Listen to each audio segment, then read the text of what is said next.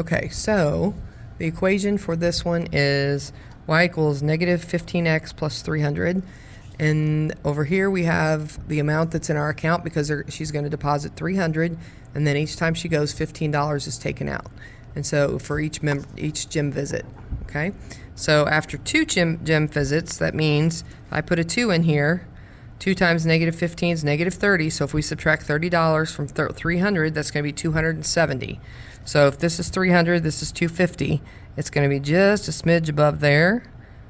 It's going to be about right there. Okay? And if they go 20 visits, right, that's going to be a negative 300, so they'll be out of money. But, so let's see. 1, 2, 3, 4, 5, 6, 7, 8, 9, 10. Well, let's do this. Let's make these each worth 2. So 2, 4, 6, 8, 10. It goes all the way up to 20 visits. And so 2 visits would be here-ish. Yeah, there-ish. And it would go like this, all the way down to 20 visits, and then you'd run out of money at 20. Okay? All right. Over here, write an equation, slope-intercept form. So they give you the slope and they give you a point. Okay?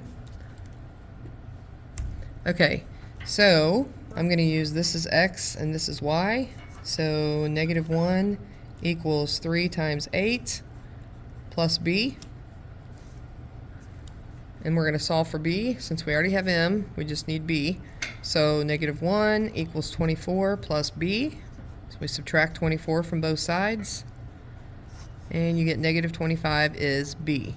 So if b is negative 25 and m's 3, the equation is going to be y equals 3, okay, x, and then minus 25. All right, find the slope and the y-intercept of this line. So you're going to have to get y by itself. So you need it in y equals mx plus b form. All right, which means we need to add 4x to both sides, move that x over. Those x's are gone, so we have 2y equals 4x plus 12, and then we divide everything by 2 so that y is alone. So y equals 4 divided by 2 is 2, x 12 divided by 2 is 6. The number in front here is your slope, and this guy back here is your y-intercept. Okay? On this one, we're going to subtract 2/3 x and subtract 2/3 x. Okay, so 2/3 x minus 2/3 x, those are gone. I have negative 3y equals negative 2/3 x plus 4. Okay. Now, I'm going to divide everything by a negative 3. Divide by negative 3, negative 3. So, if I'm going to take this little mess right here, because that's going to make 1, right? So we just have y left on the left. I'm going to take this little guy, I'm going to pull it over here. So I have negative 2/3, and I'm dividing by negative 3 over 1. Okay? When you divide, you keep the first one, you change that to multiplication, and you flip this one. So it would be a negative 1 over 3 at this point. Okay? That means you have negative 2 times negative 1 is a positive 2. 3 times 3 is 9. So 2/9 is your slope.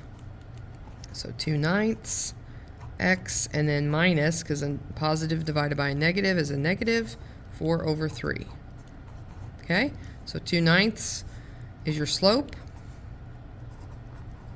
And your y-intercept is a negative 4/3. All right, this one, the paint store sells exterior paint for $30.14 a gallon, and paint rollers for $3 each. So that means that each gallon of paint is $30.14 times everything of paint, which they want you to use P for. So if I had 2, it'd cost me $60.28. It's 3, so forth and so on. And then if I'm going to buy rollers, they're $3 a piece. and they want you to use R for roller. So for each roller I use, it's going to cost me $3. So if I buy 3 rollers, it's going to be $9, right? And the most I can spend, or the amount that I can spend, is $225. All they want you to do is write the equation. Okay, they don't want you to solve it, they just want you to write the equation. This is your equation. Okay? On 23, same kind of thing. They sell Diet Coke for $1.79, Life Cereal for $3.30. So Diet Coke is B, Life Cereal is C. So 1.79 times B, right? You don't have to put the parentheses. I don't know why I'm putting parentheses, but 179 times B plus 330 times C equals the amount that she spent is $40. So that would be over here 40. And again, they just want the equation. You don't solve anything. Okay? You just have to write out the equation. Okay, on this one, if you recall, I gave you a little mnemonic device that was this, HOY, meaning if it's a horizontal line, it has a slope of 0, and the equation would be y equals some number, whatever the y value is, okay? So in this case, it's y equals -4, so y is -4 right here, and it has a slope of 0, and it's going to be a horizontal line, so it's just a straight line just like that, okay? And then the other part of that was VUX, so vertical, right, undefined, slope, and x equals a number for the equation. So if I have x equals a number here, that means I'm going to have a vertical line at 3. So I go to where x is 3, and I draw, oh, I did that wrong. Oops, where x is 3, okay? So those of you that thought you could email me and get some extra credit points, I figured it out. It's y equals a number, so it's y equals -4. Y is -4 down here, not there. That's x. So it's here.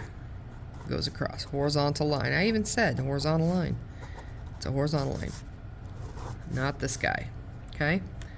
So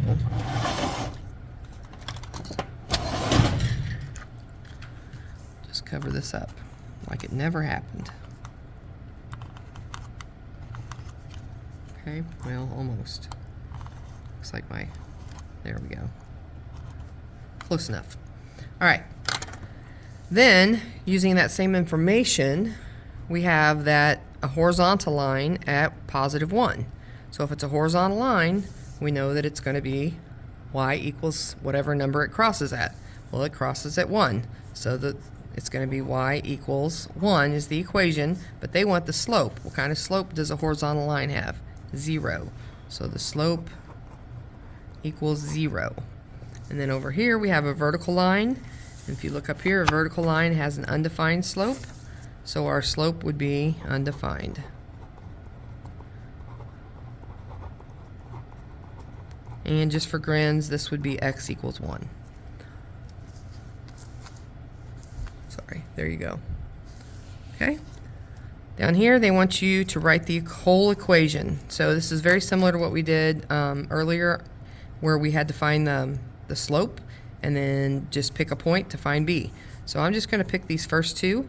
So we have 4 and 16 and 5 and 20. So you take 20 minus 16. Sorry, I don't know if you can see that. And divide that by 5 minus 4. Which is 20 minus 16 is 4, 5 minus 4 is 1, so our slope is 4. Okay? Now, I'm just going to pick this 4 and 16 as my point, my first point. I'm going to use 16 as y, equals my m is 4. My x is 4 plus b, so that's 16 equals 16 plus b, and when I subtract 16 from both of these, I get 0. So b is 0. That means your equation is just going to be y equals or x. And then you could put plus 0 back here if you want, but you don't have to. Okay? All right. And that is it. All right. We will see you tomorrow.